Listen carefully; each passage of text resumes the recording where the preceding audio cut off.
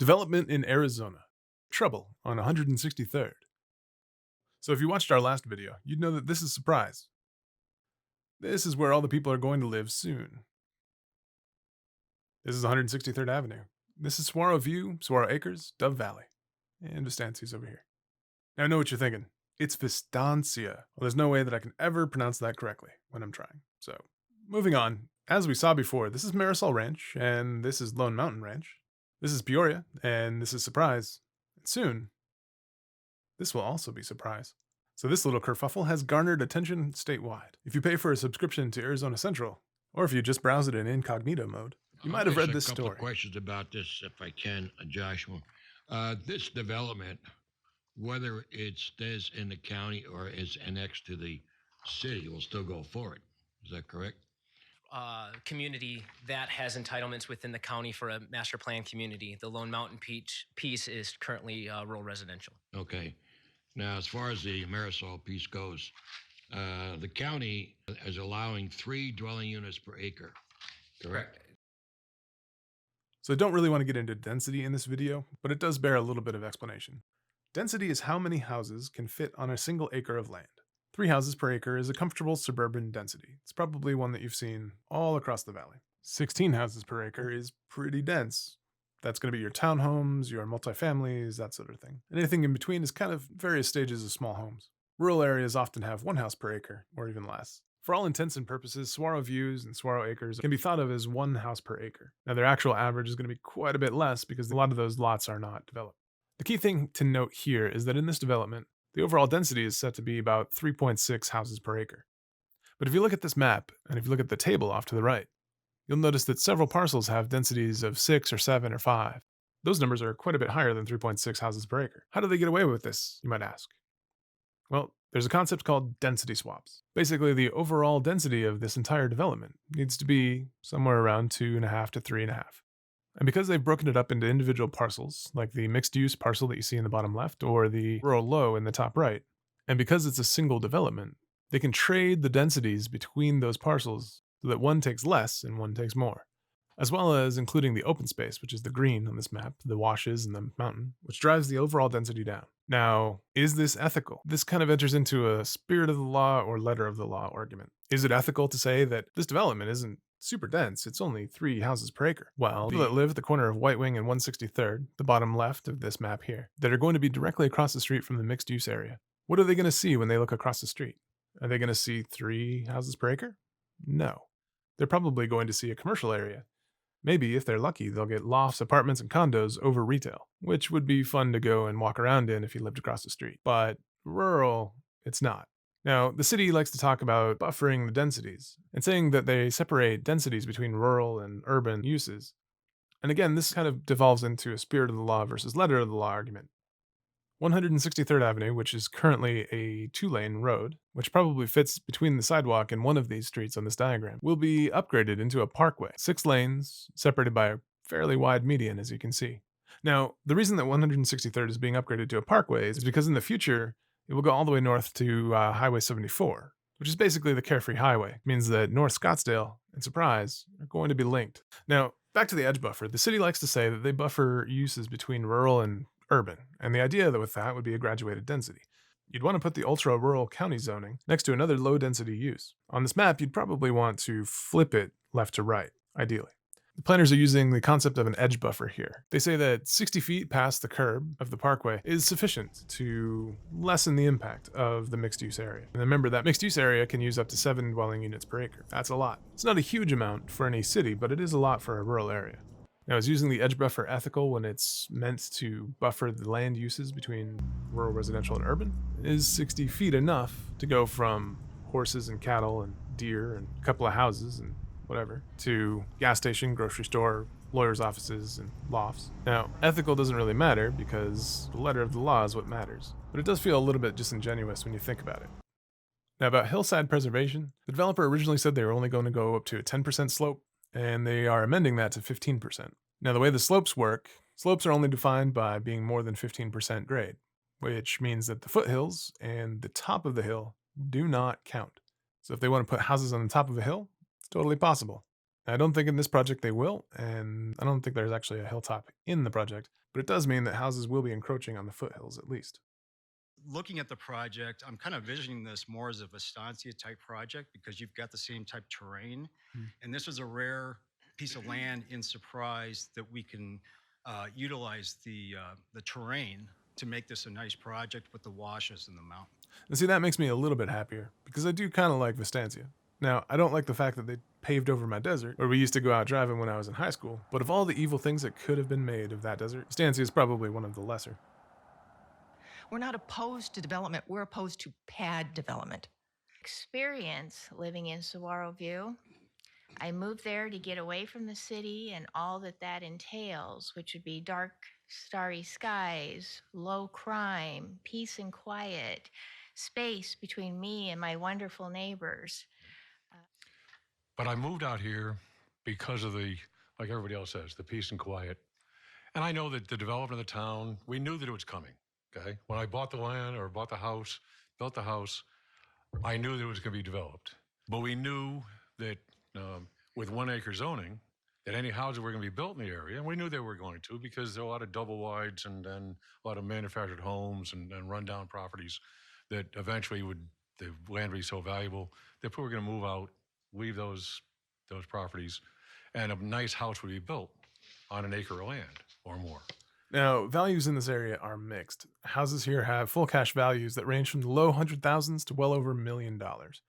Some of those houses are outliers in that they are $1 million houses in a $500,000 neighborhood. That goes the other way too. There's lots of real Arizonans in there with houses that aren't worth more than 110, but that land is worth a lot. Pretty much all of those houses are less than 30 years old. And the few manufactured homes, trailers, or real Arizonans that actually remain are going to be selling those plots for drastically more than they paid for. I step out my front door. This is from my driveway. This is my scenic corridor. This is also the scenic corridor of the people who didn't get invited here tonight. I'm with this guy. This is the realest Arizonan that's so far come up. Now, sure, he may have a back east accent, but he's wearing a Mullen Lobby shirt, drives a Jeep, and he's outspoken on his political views. I mean, that's pretty real. Thinking that has gone on about what kind of lighting that you would provide. At Vistancia, we did what is called the dark sky lighting up there for the neighborhood. And that means that the only intersections, and I'd have to see what the Surprise City Code is, but I'm assuming it's about the same on that dark sky, or we would propose something to be like it. But just the intersections are lit up. About 50% less lighting than a normal subdivision. Vistancia is a dark sky lit subdivision. Okay. Some people like that, some people don't, because for some people it's too dark. Yeah. Well, the people that are living there now, I think, Right. like it. Right. I would assume. I mean, if I'm picturing this like Vistancia, it would be a dark sky. I would try and make it a dark sky. So in order to give you guys an idea of what Vistancia looks like at night, if you're not familiar, here's a fairly good approximation of what it actually looked like to my eyes. Now you will notice that there are two extremely bright lights, which I believe are over a racket court, and are definitely not shielded correctly. But other than that, it's pretty good. Even the winding trail that I took to get up there is only lit by 4 or 5 lights. And I guess the idea there is that it shows you where you're walking, but it lets you decide how light you need it, whether you should bring a flashlight or enjoy your walk under the stars. I like that. So yes, Vistancia is a big development, but the open space plan I approve of. Also, it's fun to bomb down a hill on a bike with your friend.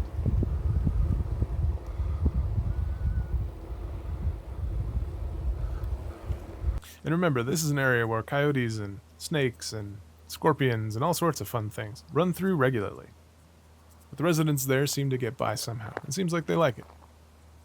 So when the developer says, I'm picturing Vistancia for the lighting treatment on this, I approve of that. Of course, you can't compete with nothing. And what currently exists over Saguaro View and Acres, I mean, it's the best you're going to get in the valley. Is that going to change? Yeah, probably. But it could be worse. But of course, there are other issues. In an emergency, seconds can mean the difference between life and death. How are emergency vehicles going to come to aid, particularly if road closures due to flooding? We've worked with the developer on that, and as to what flow would we require a bridge so that we could have continuous access. So we're working on with the planning section. runoff areas. What we've tried to do, and we've changed our requirements of the regulations, and the developer understands. Didn't Doug Ducey just fund our education system for the last 2 to 4 years? And this other gentleman over here just said, when he was asked about school systems, we don't need another one. So why are we selling this land? Now, state land has a lot of beneficiaries that aren't just the education system. Secondly, I've heard a lot about water. I want to hear guarantee. I don't want to hear estimated. Environmental impact study. Are we doing that? Flooding. Is RVI going to come back and fix it? Or are we going to pay for it? The citizens. What's traffic going to be like? In the water level, Water supply, and water divisions for water right, water. groundwater. Or water table? And I turn the faucet and no water comes out? My house is worth. Okay. There's a lot there to tackle. Yes. But at the same time, there are some checks and balances that go along with water that are outside of actually the city's purview in a sense that the development and the engineering behind the development has to prove that any well drawdowns. So I get it. You're city staff, you're put on the spot to explain a complicated situation in just a few words. Now, hindsight is 2020, and I'm speaking from an armchair, but this is what I would have said. State law requires developers to show that they are provided water from a body which possesses an assured and adequate water supply certification, commonly thought of as the 100-year water supply. The developer in this case does have that. Also, wells aren't allowed to lower the water available to other wells, and if they do, there's a remedy. I do have some problems with the way that the assured water supply system works, mostly in that it's self-reported from providers to the state. Now, as long as cap canal water comes in and as long as groundwater is assured, it should be fine. We can assume that the developer is acting in good faith and has done their due diligence on the water piece. At this point in time, there's a significant amount of engineering, geologic study that still has to occur. If they're so sure there's not a problem, then let the developers need to do the studies and the reports first. That I need to make a decision, recommendation tonight of. I can't give you information tonight. And it seems like the cart before the horse or something that I want to make a decision about an annexation or about the zoning, excuse me, and PADs, but yet I don't have adequate information for a wise decision. The engineer of the developers here, I don't know if they've got more information than I do. Now, this entire situation, this is probably my main takeaway. This is definitely one of the things that the city should work on. This subject is going to come up again and again and again on every new development. We all moved out there for peace, for quiet, to watch people ride their horses, for the stars, and just the peace and quiet. And to put how many 4,000 houses right across the street from me? How are they gonna get them in and out? What is it gonna do to my property? What happens if my well runs dry? To put the homes on is stunning. There's mountains, and they just want to take everything away. And then where do I go from there? If I have to leave, is my property gonna be worth anything so they can make money? That's all I have to say. Thank you. In this area, others recharge water in this area, and the water that has been recharged in this area has shown that the groundwater table has actually gone up. So this is what I was talking about with the assured water supply stuff. So we can see here that water is being recharged into the aquifers. Basically, all that means is that the Cap Canal brings water in from the Colorado River. Those fields have a pipe in them, and the pipe spews water, and in the hopes that it refills the aquifer, which is where all the water is stored underground. And the infiltration has worked. He's referring to numbers that the groundwater in the area has risen from 500 and some feet to 300 feet, which means that the water is 200 feet easier to get to. Now, the reason it has risen over the last 10 years in this area is because of the recharge from the Cap Canal water. I don't know how it's going to affect the other wells in the area. I suspect that if the Cap water is uninterrupted, it won't affect them at all, because we'll just replenish the aquifer underneath all of these homes with more water from the Cap. But the problem is, the Cap Canal water isn't guaranteed. And really, my position is that Phoenix can support 1 million people easy. Even if we didn't have Cap water, if we use the Salt and Gila rivers and everything else that we have available to us in a responsible fashion, we'd be fine. Can we support 7 million? Can we support 10 million? I don't think so. But we'll cross that bridge when we come to it. So long story short, the adequate water supply, the 100-year pledge, it's probably fine for the purposes of this discussion, but I don't like it. But let's move on. As soon as 2019, the water level in Lake Mead and the Colorado River could drop below an elevation of 1,075 feet. That will trigger mandatory cutbacks. Arizona will feel cutbacks the worst. It will lose about 12% of its Colorado River supply. Oh, snap. Yeah, I guess that's happening. Now, we've heard this story over and over the last couple of years, and it hasn't quite happened just yet. How much that's actually going to get cut back and what that affects, I don't know yet. We're going to hold our nose on this one and keep moving because really, this discussion is out of scope of the city council. They kind of just have to trust the state on this one. I've been here enough. I think I can learn. I may be blonde, but I'm not stupid. Yeah, I know you're not. Okay, the bottom line is, you know what? I've talked and talked. All we asked of all of you was to simply have the reports and the studies done before you gave the developer everything they've asked All for. these studies that I've asked you about on studies, and you say you've done this and this geological test and that, but yet she's saying that you've not done anything. The hydrology study was done by Clear Creek and Associates. The wash corridors, Yes. those have to be approved by the Corps of Engineers. So there has been studies done. Okay, those have been submitted to the city. So if you do these studies that still need to be done and you find that some part of it won't work, will you change? Well, we have to adjust then. It's You just will like, adjust. As these guys get to developing, if it turns out that the water estimates were wrong and there's not enough water, they would have to adjust their development. Correct. And the existing landowners, they're protected. They're going to keep their water supply. That's the intent, of course. And that's state law, or is that us? That's DWR's requirements. And that's state law. State law, correct. Okay. The next step in the process would be the preliminary plat. And that preliminary plat, when we say there's a lot of heavy lifting done with that preliminary plat. All these studies that they keep asking about have to be done when that comes. Still got your mic. Correct? Yes, basically. Okay. Yeah. Mhm. So my feeling on this is the development will happen, and the residents are asking us to take care of them, and under the circumstances, this is the best way to do it, to let us have control of it. So, if I don't, if there's not, no. Okay, if there's any other, is there any other questions? Oof. Now, I know what you're thinking. This looks bad, but because of the way that government works and Robert's Rules of Order, and because we're an English-speaking country and we have the culture of parliamentary procedure, and she doesn't get to respond to this at this time. Now, does that suck? Yes. Does it hurt as a civilian to be told that? Yes. I've been there. And I was there before I understood how the whole thing works. That feels terrible. And it feels like the government is squashing your rights, and it feels like you're being silenced, and it feels like they're treading all over you. But these things are a long process, and yeah, development is probably inevitable. And now the next steps are going to be plat, which is when they come back and they show all the pretty little pictures of the houses and the neighborhoods and what the walls are going to look like and all that stuff. And to be honest, I'm very curious because this subdivision is 20 years old now, and we haven't even seen what the houses are going to look like.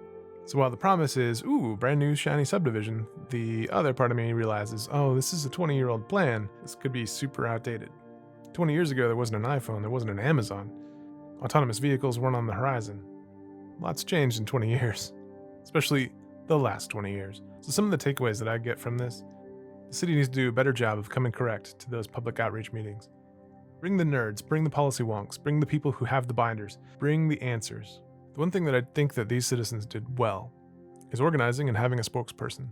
But as a practical matter, there's a lot of repetition that goes on. Individual citizens are going to say, well, I think water's important, and I think that washes are important, and that it floods up here when it rains, which are all valid. I don't want to see the wildlife go away. I don't want to see the mountain get erased by houses. I don't want to become Scottsdale. And all of those things are true, and all of those things need to be said.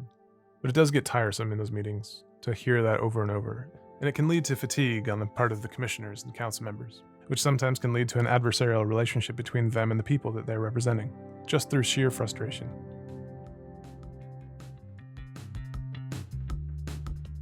If you sat through this so far, man, you're a trooper. It was a little bit of a lecture, but I hope we learned something, and I hope that it was useful for you, and I hope it gives you a little bit of ammunition to take to your own city council, or if you are on the city council or part of the staff, hopefully it gives you ideas on how to deal with the public in the future. So in the future, look forward to videos that'll be a lot more fun. We might go trip over scooters in Scottsdale and ride grid bikes in Phoenix and go have hipster beer and take pictures of our food downtown. We'll also take a couple of bites out of smaller development concepts in a series of videos called Development Bites. And like all YouTubers, I gotta say, hit that subscribe button, turn on the notifications so you know when there's new videos. And for Arizona FYI, I have been Mark. Let's go explore Arizona.